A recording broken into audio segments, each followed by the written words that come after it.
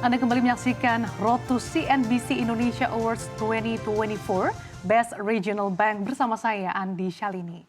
Di segmen ini kita akan mengulas terkait kiprah Bank BPD Bali dalam memacu percepatan pertumbuhan ekonomi RI dan masih bersama kami di studio CNBC Indonesia Direktur Utama Bank BPD Bali Inyoman Sudarma. Pak Dharma, kita mulai perbincangan kita tadi sebelum jeda Anda sudah sempat paparkan terkait dengan capaian kinerja Bank BPD Bali hingga September 2024. Cukup ciamik kinerjanya di tengah tantangan yang cukup bisa dikatakan tidak mudah begitu ya Pak. Apalagi kalau kita tarik dalam beberapa tahun terakhir, begitu banyak momentum-momentum yang membuat perekonomian tanah air dan juga daerah cukup sulit bisa dikatakan mulai dari pandemi COVID-19, kemudian tensi geopolitik hingga suku bunga acuan yang cukup tinggi di sejumlah negara. Bagaimana Anda melihat Pak ketahanan dari Bank BPD Bali khususnya di tengah tantangan yang cukup beragam itu? Pertama tentunya kita sudah melewati pandemi COVID-19. Tentunya Bali paling sangat terdampak pada saat COVID-19 dan pertumbuhan ekonomi Bali sampai kontraksi cukup dalam. Dan tentunya kita belajar dari itu dan pemerintah Provinsi Bali sudah mengimplementasikan transformasi ekonomi Bali dan tentunya ekonomi kreatif Bali yang diluncurkan oleh Pak Presiden dan kita fokus ke situ ke depan. Dan tentunya kami belajar daripada pandemi COVID-19, kita bisa rebound kembali semenjak 2022 terus bertahap, 2023, 2024 terus memperbaiki kinerja dan kita fokus kepada mengoptimalisasi ekosistem daerah dan pemerintah daerah yang ada di Bali. Dan tentunya di Bali ada lembaga ekonomi daerah, LPD juga kita bersinergi.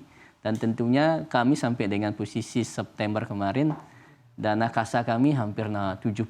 Nah ini yang menjadi suatu yang bisa kita optimalisasi pada pembiayaan kami karena fokus kami pada sektor UMKM. Dan saat ini sektor UMKM hampir 50% dari total penyaluran kredit. Dan ini mendapatkan insentif GWM juga dari Bank Indonesia kemarin sampai dengan saat kemarin hampir 4% dari total sektor prioritas yang mendapatkan insentif GWM. Hampir 50% ya Pak tadi dominasi UMKM. Di akhir tahun 2024 ini sebetulnya ada angin segar ya Pak dengan pemangkasan suku bunga baik The Fed maupun Bank Indonesia. Tapi di satu sisi dari segi ekonomi makro sendiri terjadi deflasi 5 bulan beruntun. Belum lagi PMI manufaktur kita yang terkontraksi dalam 3 bulan terakhir. Nah dengan adanya tantangan-tantangan ini meskipun memang ada angin segar tadi, bagaimana Anda melihat peluangnya hingga akhir tahun 2024 ini Pak? Tentunya pemerintah daerah Provinsi Bali dan juga kami di Bali memang masih PDRB tergantung pada sektor pariwisata. Selama sektor pariwisata ini tumbuhnya cukup bagus sampai dengan saat ini dengan kondisi pertumbuhan yang hampir mendekati tahun sebelum COVID 2020. Tentunya ini menjadi bagian dari fondasi kita bergerak kepada sektor-sektor yang bisa menunjang kepada pertumbuhan ekonomi Bali. Tadi transformasi ekonomi Bali ini menjadi peluang dasar bagi kami. Transformasi ekonomi Bali ya Pak yang terus digencarkan. Terkait dengan pertumbuhan kredit tadi sudah disampaikan tadi sekitar 8% ya Pak secara year on year hingga September 2024. Bagaimana Bank BPD Bali bisa mencapai pertumbuhan kredit tersebut Pak? Bahkan sesuai dengan target ya Pak, bahkan di atas target tahun ini. Tentunya dengan dalam rangka mencapai 8% itu kan kita mempunyai beberapa sektor unggulan, terutama UMKM. Tadi kita juga melihat tanpa memungkiri captive market kita di ASN juga yang posisinya saat ini hampir masih sisa 45%. Dan tentunya ini bisa kita dorong pada sektor-sektor yang lain yang kaitan dengan turunan daripada pariwisata. Dan ini di Bali memang UMKM itu menjadi fondasi dasar bagi kita karena kami memang di situ dari dulu memang akan fokus dan sampai dengan ini walaupun kemarin BI rate naik itu pasti UMKM kami kita beri juga masih suku bunga di single digit juga. Di satu sisi Bank Indonesia kan memperkirakan kalau pertumbuhan kredit untuk bank konvensional gitu ya Pak secara nasional bisa tumbuh 10-12% di tahun 2024 ini. Apakah Anda melihat target ini cukup realistis mengingat kondisi ekonomi yang belum baik-baik saja? Kalau kami lihat khususnya di Bali, di perbankan Bali, pertumbuhan kredit masih di bawah 10% ya. mungkin belum bisa sampai melampaui secara nasional di atas 10%, karena Bali yang terakhir recovery-nya yang pasca kemarin perpanjangan juga relaksasi, restrukturisasi. Tapi secara nasional saya lihat dengan kondisi yang korporasi saya lihat kemarin tumbuhnya cukup besar juga, pastinya secara nasional pertumbuhan kredit kita kira-kira dia kisaran di atas 10% itu sampai dengan posisi Agustus kemarin sudah terlampaui di 11% tentunya rasanya akan bisa tercapai sebesar itu. Oke, jadi cukup realistis ya Cukup Pak, dan realistis. cukup optimis bisa Iya, dicapai.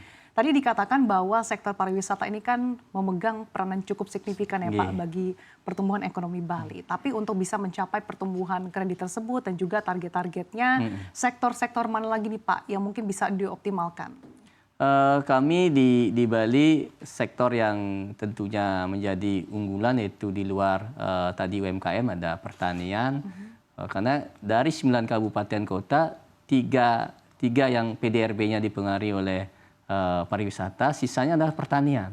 Tentunya ini kita akan garap dan optimalisasi, apalagi kami sampai bulan kemarin itu dengan target penyaluran KUR hampir di 1.869 miliar, sampai dengan hari kemarin sudah tercapai hampir di 1.500 miliar, hampir 84 dari target. Tentunya ini sudah on the track mendekati target tahunan kita, dan ini bisa mendorong untuk pencapaian terhadap pertumbuhan kredit kita yang kita targetkan minimal di 8%. Oke, di bulan ini Pak cukup banyak juga momen-momen penting, mulai dari pelantikan pemerintahan baru sampai penyelenggaraan pilkada serentak. Bagaimana Anda melihat peluang dan juga tantangan ini ke depan khususnya bagi Bank BPD Bali? Tentunya dengan adanya pilkada ini tentunya pasti ada visi dan misi yang baru nanti ke depan, kira-kira di daerah itu proyek-proyek apa yang akan dikembangkan, dan tentunya ini akan menjadi bahan bagi kami karena ekosistem dari pemerintah daerah itu dari hulu sampai hilir tentunya kami BPD harus kuasai gitu. Menjadi champion di daerah sendiri. Oke, mungkin harapan Anda Pak bagi pemerintahan berikutnya sektor-sektor atau subsektor mana lagi nih Pak yang perlu dioptimalkan? Tentunya subsektor atau sektor yang bisa diperkuat adalah tadi ada sektor pertanian tentunya, karena kita ketahui pangan ini menjadi suatu pondasi daripada kemampuan suatu negara ke depan. Karena dengan pangan yang kuat tentunya keamanan dan satuan negara itu akan menjadi kuat, karena kita inginkan pangan ini menjadi suatu hal yang harus kita kuasai, dan lahan-lahan yang produktif terutama sawah yang kemarin di Bali juga menjadi berita yang akan dibatasi dengan moratorium, ini mungkin bisa dioptimalisasi kembali kebijakan itu.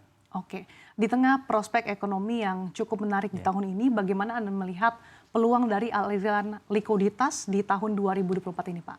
Kalau aliran likuiditas tentunya kalau di kami di BPD Bali likuiditas cukup terjaga dengan baik, dengan posisi LDR tadi masih di bawah 70%, namun demikian karena kami sebagai pemegang kas daerah pasti di akhir tahun pasti akan mengalami kenaikan LDR yang cukup tinggi juga, karena pastinya ada pengeluaran kas daerah, dan tentunya kalau kita lihat dengan penurunan suku bunga ini tentunya bisa mendorong pada kapasitas investor luar negeri masuk untuk bisa aliran dana asing juga bisa masuk ke Indonesia. Oke.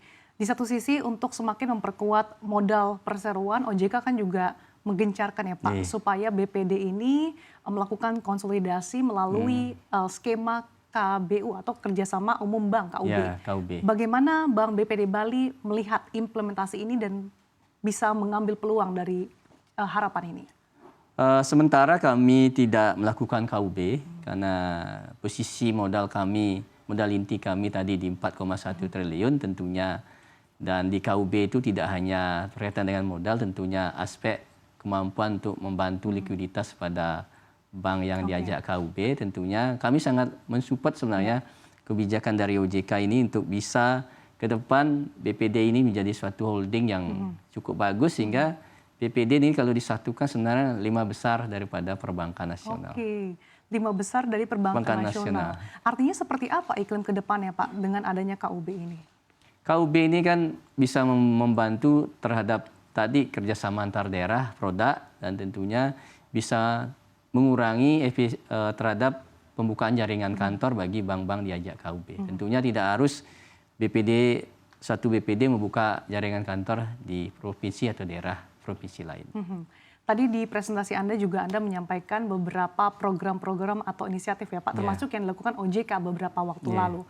Bagaimana Bank BPD Bali melihat gerakan-gerakan atau inisiatif-inisiatif yang dilakukan untuk bisa meningkatkan awareness masyarakat, khususnya untuk menghindari terkait dengan investasi ilegal, kemudian mungkin produk-produk terkait dengan perbankan yang tidak disesuaikan gitu Pak.